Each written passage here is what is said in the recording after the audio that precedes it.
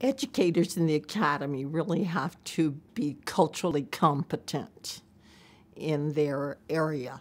I think too long there has been that orientation toward being assimilationists in content.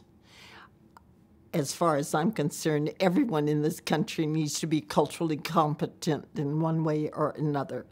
But for those that teach specifically in or about tribal government, they need to be very proficient about the Indian value system. They need to be very conversant about the history of Indian tribal government. They need to have some minimal knowledge about how tribal governments have evolved.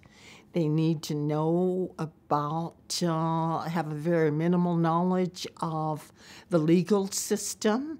They need to, and I don't even know if I would call that minimal. They have to have be conversant about the legal evolution of American Indian affairs, to a certain extent, at least American Indian history.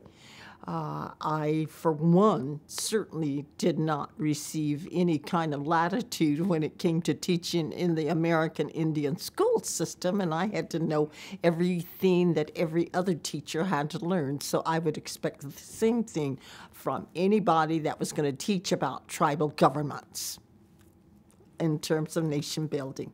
So I think that anyone that is going to stand in front of a classroom of students in a tribal nations class is going to have to know a little bit more, because the students that come into the classroom are going to know about tribal governments and the whole evolution of tribal nations from day one of contact.